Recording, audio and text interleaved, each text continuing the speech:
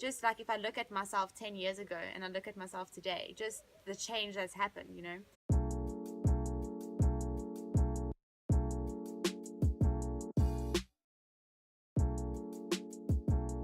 I just actually can't imagine it. Like, how would you do life without Jesus? Why I think people should follow Jesus?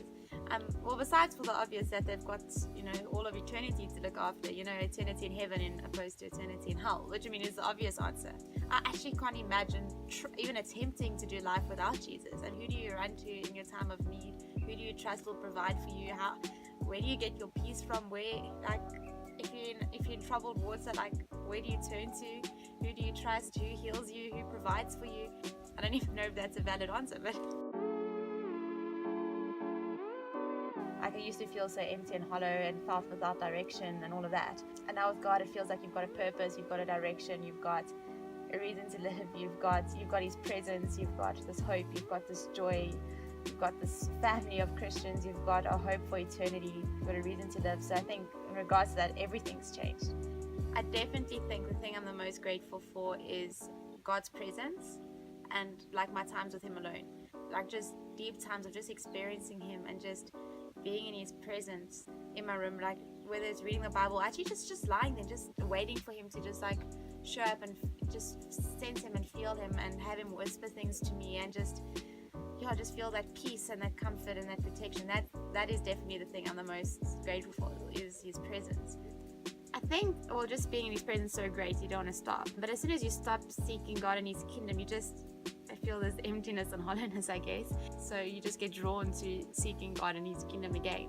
I guess I also have friends that keep me accountable. Like if I'm not, they'll be like, hey, Caylin, like something's up. And, then it'll be like, oh yeah, this is what's missing.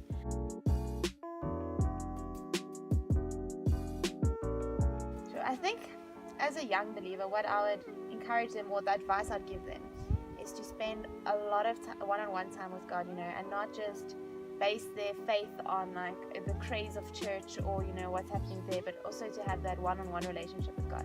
I mean, that's also what stands, and I think also because I wasn't told about faith from another person, it's not, my faith's not dependent on their opinions or their faith, and if their faith wavers, won't affect me because I have that relationship with God. I experienced Him for myself.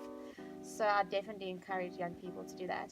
But I would still encourage them to get connected into a church where they can be encouraged and inspired, but to not neglect the one-on-one time with God. Just like if I look at myself 10 years ago and I look at myself today, just the change that's happened, and I just feel like a different person. Like I don't struggle with the things I used to struggle with, and I just the newer sense of freedom. I'm very grateful for that, yeah.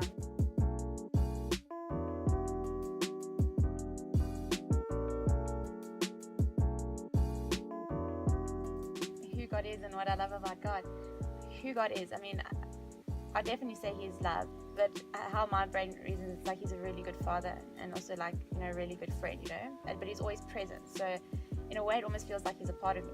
And what I love about Him is He's always consistent, always pursuing me, always loving me, always talking, always showing you new things, always growing you, but never forceful, never like pushing you beyond what you can handle, but just like gently, like having this like love story with you, showing you things, pointing things out. Yeah, very gentle, but very, very loving at the same time, but also powerful. Yeah, why should people follow Jesus? Because they've got everything to gain and nothing to lose.